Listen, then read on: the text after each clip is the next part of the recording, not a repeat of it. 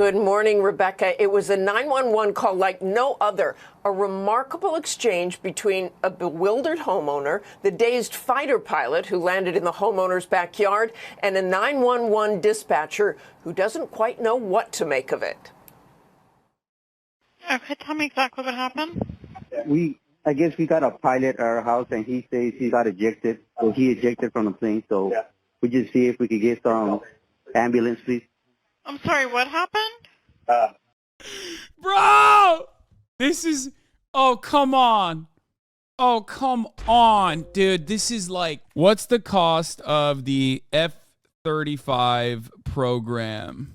So it's $1.7 trillion, the most expensive defense project ever. Here it is. The exact amount of the money for a single aircraft, like the one that went missing, is somewhere around $100 million. The entire F-35 program is on track to cost $1.7 trillion over the lifetime of the plane. So I'm going to put this right here for no reason while we watch the rest of this play out. We got a pilot in the house, and I guess he landed in my backyard, and we were trying to see if we could get a ambulance to the house, please.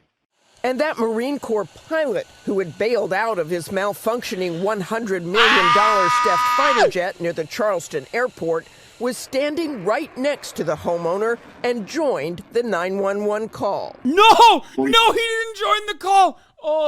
Oh, brother. He joined the call. He joined in on the call. Oh, that's so good. So we had a military jet crash. I'm the pilot. We need to get rescue rolling. I'm not sure where the airplane is. It would have crash landed somewhere. I ejected. Okay, I understand, sir. Okay, just to confirm, how many people are hurt? Well, I'm the only one. I'm not sure about my wingman. Ma'am, I'm a pilot in a military aircraft, and I ejected. So I just rode a parachute down to the ground. Can you please send an ambulance? The dispatcher, still apparently unaware, she is talking to the actual pilot. How far did he fall? I was at 2,000 feet. Okay, and what caused the fall? An aircraft failure. Like, ma'am, are you aware of the F-35 program and the notorious catastrophes associated with it? Ma'am, I know this looks like a ridiculous situation, but did you know that the F-35 that I was piloting actually can't really fly whenever it's raining? Which, by the way, apparently, no, didn't he accidentally hit the eject button or something? Okay, is there any serious bleeding? I don't know. I can't see myself. No, you look fine. You just put What did the other person say? I feel okay. My back just hurts. And the 47-year-old pilot, still unaware his aircraft was likely still airborne.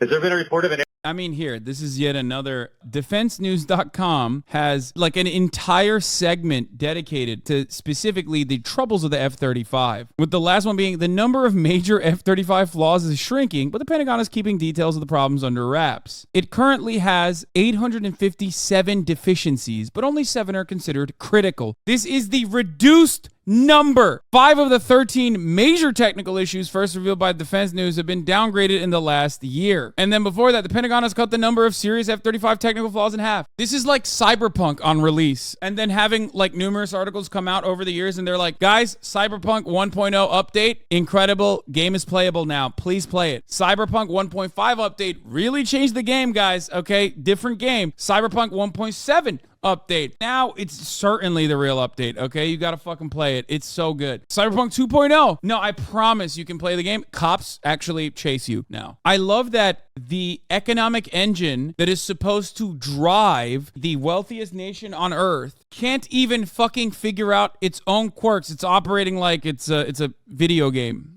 Like a consumer good that is for mass consumption. It's great. To be fair, though, unlike the F-35, CD Projekt Red has made an enjoyable product that I've been able to play since fucking it first launched, for the record. And also, it literally does work at the end of the day, whereas this doesn't. At no point did Cyberpunk actually, like, I don't know, decapitate you for fucking turning it on in your computer. There's how you spend like 15 years of universal healthcare. You don't understand. This is very important. Oh, it's so good. The F-35 is such a fun little project by the American military because it shows that like everything has gotten gradually worse due to just, I don't know, capitalism and profit-seeking measures from all of these corporations that are like basically the last viable, robust manufacturing that we do in America. Of course, even the F-35 itself is not entirely made in the United States. I mean, some of the parts of it are actually made in Turkey, as a matter of fact. But if the military industrial complex is failing, then that should tell you that like capitalism is just an absolute fucking failure. It's like if the Saudis fucked up on oil refinery. This is what we do. This is America's oil and gas industry. Just wanted to point that out just to show you, $1.7 trillion over its lifespan. But we don't have money for healthcare. We don't have money for education. Please stop saying that we have money. We don't. All my apes are gone. Please, someone who's good at the economy, help me budget. It took nearly 28 hours to locate the jet. A Marine Corps official now saying it was a combination of things, including the stealth jet's design that keeps it flying after ejection and the bad weather. But there are still many unanswered questions about the search and what caused the malfunction in the jet that forced the pilot to eject. George? Martha, I think that's the craziest 911 call I ever heard. Think so. Okay, thanks very much. In the bathroom taking a shave, and I heard a screeching, between a screech and a whistle. I said, what in the world is this? And I heard a boom. Then my whole house shook. White says he didn't realize it was a plane at the time, so he didn't call anybody. The first thought came to me, I said, must what's a meteorite coming out of space or something? And I said, well, if the airplane, but the thing was flying just too low. The F-35B air... Bro, he hit the grito. God, America's the fucking best country, dude. We are a meme country. We are not a serious country. We're a meme country. The whole world is farting on us, okay? They're farting on us. They're laughing at us. I got to run that screeching back. It was so good.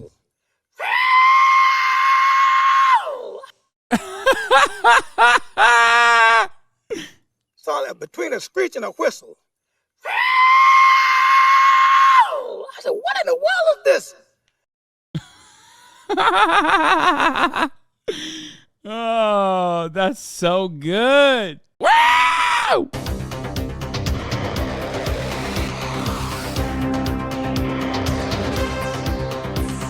This is the Joint Strike Fighter, or F-35 Lightning II.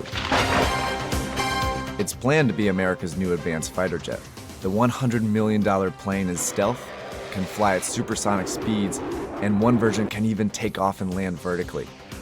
It's one plane designed to replace the aging fleets of the Air Force, Navy, and Marines. It's the jet fighter of the future. But in December, Donald Trump put the entire project in doubt with a single tweet, saying it's too expensive. And Trump's not wrong. The 16-year... All I'm saying is, if it ain't Boeing, I'm not going, okay? $1 trillion project is 7 years late and 70% over budget. But the F-35 is much more than a government purchase, and canceling it is nearly impossible. Trump's also personal involvement in Air Force One and the redesign of Air Force One is pretty funny. This is all public information that has been written on extensively. And Trump has also used this in like debate. So, make no mistake, I'm not giving you anything scary or I don't have any insider information on it. But it is pretty funny that he was like aggressively negotiating down the Air Force One prices. Boeing, you're not going because it's crashing 10 minutes after takeoff? Okay, no. So U.S. defense companies make a lot of money. Their best client is the largest military in human history. $1.7 trillion on a failed fighter jet, but won't spend $1.7 trillion to completely modernize and nationalize our railways? Yeah, because this one is what keeps the American manufacturing industry alive and robust. The other, the steel is coming from China. We can't have that.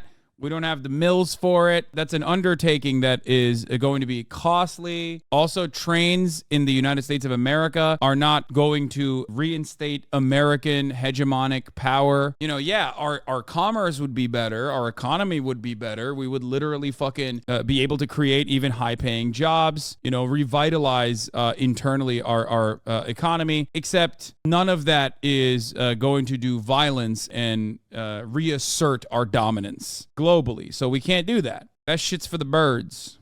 History, and they sell their products to other countries too. making the US the largest arms exporter in the world. But all of their domestic and foreign sales must also be approved by Congress. As a result, these companies try and get as much support in Congress as they can, and they've adopted. Are trains going to protect you if the Russians come? What are the Russians going to do? Are they coming to suck my dick? Like, when are they coming? And who's going to come? Am I going to come or are they going to come? Who's going to do the coming in that situation? What Russians, brother? If you hate these companies, do you also hate the workers who work at them? Yes. Specifically, incredibly loud ones who maybe even have taken over entire parts of my house, who fucking are so loud while I'm streaming and keep the fucking doors open in the entire house and then have all the mosquitoes fly into the house while I'm fucking streaming. We lost 35,000 people because of the mosquito. Vicious. They had to build under nets. It was... Now, if that sounds oddly specific to you, it's just, I don't know. It's just that's how I feel about people working in the aerospace field, just in general, across the board. I fucking hate it. Now, if you include subcontractors, like the 3,000 hired by Boeing in California, you can imagine how many jobs are at stake across the country. This strategy is called political engineering, and defense companies have gotten pretty good at it and gained the political influence that comes with it. The Northeast is home to some of the defense industry's most vocal supporters in Congress, like... Do you think they intentionally make engineers feel more distant from the violence that the devices cause? Yeah, I mean, that is by design. That is how division of labor works. It is the same principle behind working at a consulting firm in like one of the big four, let's say. Let's say you work at PricewaterhouseCoopers. Your job is to focus on, analyze, find, and eliminate redundancies. That actually just simply means fucking firing a bunch of people. But the way that they separate your work makes it feel like your job is to specifically look at the accounting, look at the books, look at what are the most costly parts of it. And that's how it works. It is by design. It's no different than, and I've talked about this many, many times over, the compartmentalization is very similar to the executioner squad, right? When they line up, some of the guns have blanks in them. Some of the guns have real bullets in them. And the purpose of that is to basically spread the blame and make people not feel like they are the ones who participated in the firing squad that fired the bullet that kills the person. It's not necessarily plausible deniability because that implies that like people do it willingly and knowingly, and then they do it willingly and knowingly, but also want like to not have the guilt. It's more so that this is by design created in a way where like people don't even recognize it. But the F-35 has been delayed so long, it's now unclear whether the US military even needs it anymore. America's current enemies in Syria, Iraq, and Afghanistan don't even have air forces, and the F-35 is far more advanced than anything Russia or China have planned. But despite all of this, the F-35 project keeps moving forward, with enthusiastic support in the US government. In 2010, the Department of Defense allowed Lockheed. It's fucking make work, dude. This is everything. Every aspect of American capitalism is riddled to the fucking brim, is filled to the brim with make work and mediators that try to maximize or try to squeeze out like some kind of profit through that process. Which is why I always say like there's a better way out there, a better solution. If it's all make work and it's all fucking bullshit, why not make something valuable? I would say the exact same thing about the entirety of the military, not just the military industrial complex. But of course, in order for that vision to prosper, you would have to have a less capitalistic perspective, because obviously imperialism is a necessity under capitalism. And imperialism is the only way to continue dominating the world and maintaining the current structure, the current organization of global politics. Need more time to fix design flaws. In the global economy. And in 2015, Congress actually added more money to the project without the military even asking for it. That's because canceling the project would be an economic and political disaster.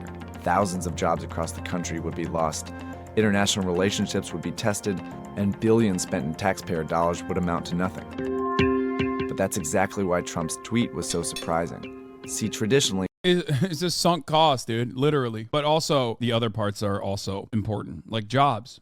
Defense companies negotiate projects privately with Congress and the Pentagon, without any input from the president. But Trump seems to want to take a more hands-on role in contract negotiations, which has completely rattled defense companies. And rightly so, because while Trump can't cancel the entire program, he can refuse to purchase future F-35s. And that's put a surprising degree of uncertainty in the defense industry, and the US companies are scrambling to figure it out.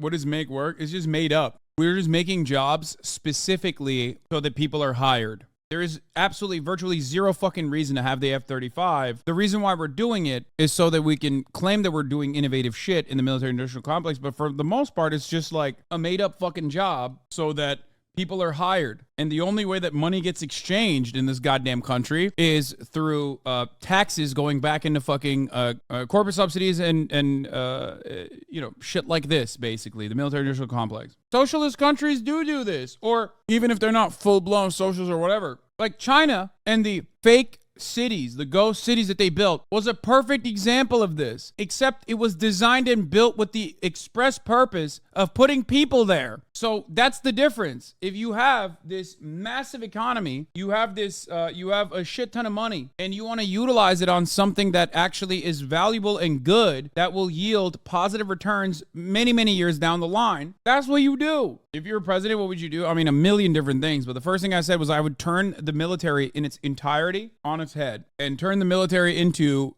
just the largest, most robust construction force on the planet. And then immediately fucking work on rebuilding our crumbling infrastructure, that kind of thing.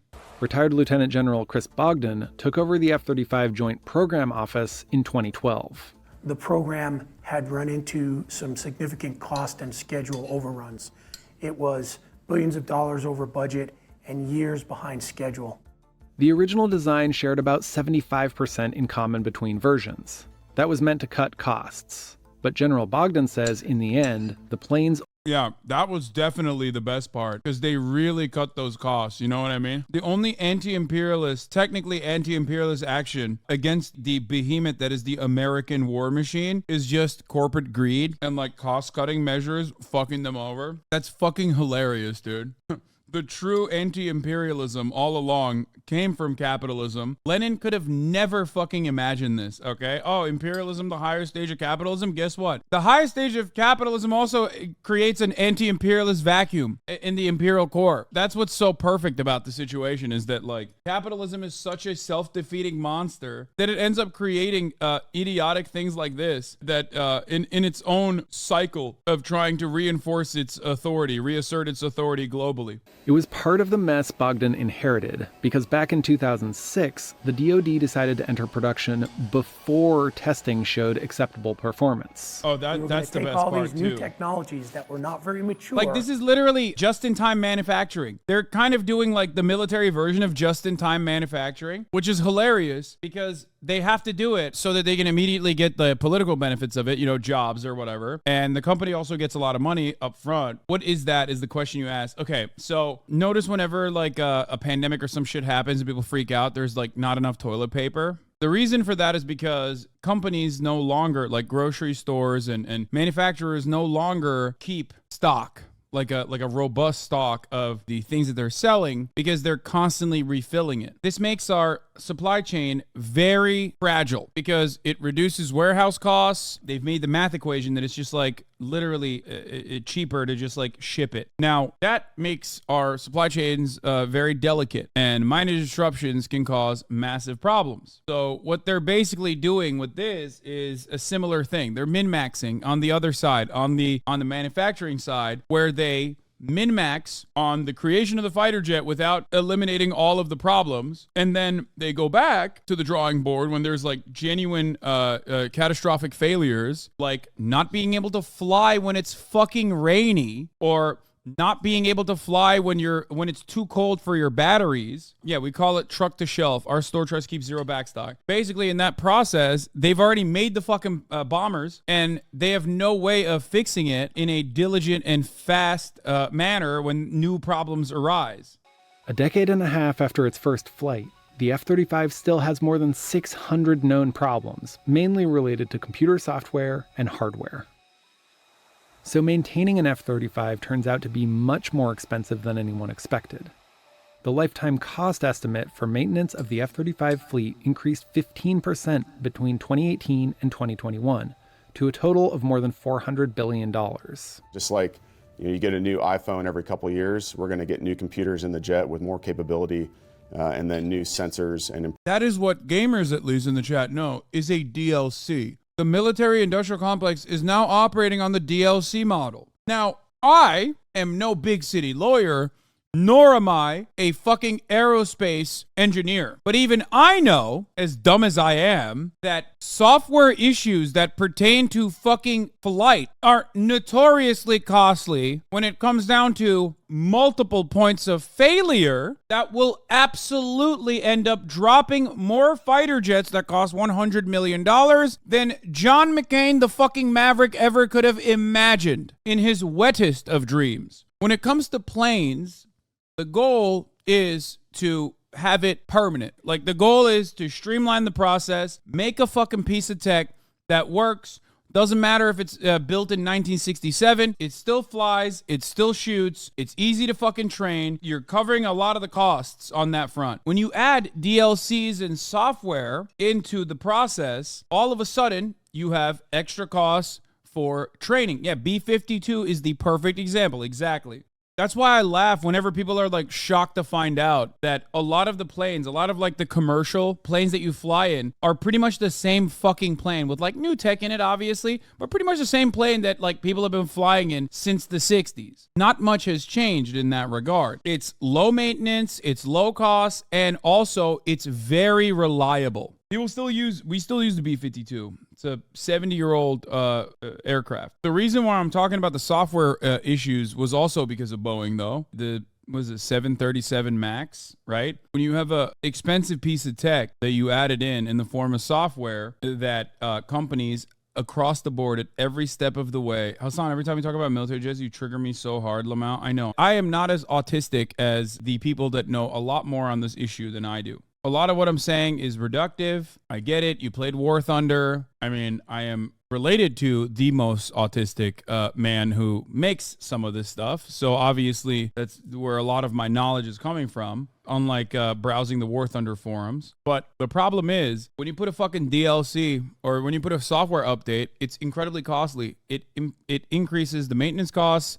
It increased the cost of the plane in general for upkeep. And also, you have more points of failure, especially because every step of the way, both in the military and also on the manufacturing side, you have people who are trying to cost cut. You get it? The F-35 is a flying computer with 8 million lines of code for the airplane itself and another 16 million lines of diagnostic tools that help figure out what's going wrong at any given time. Absolutely, the biggest advantage for the F-35 is the fact that it's self-diagnosing, right? And if it doesn't tell us exactly what's wrong, it gives us the F-35 is going to come with realistic depictions of panic attacks. The day them military, dude. A general direction to go in, which saves a lot of time on the back end when it comes to maintenance. It takes a lot of the guesswork out of it.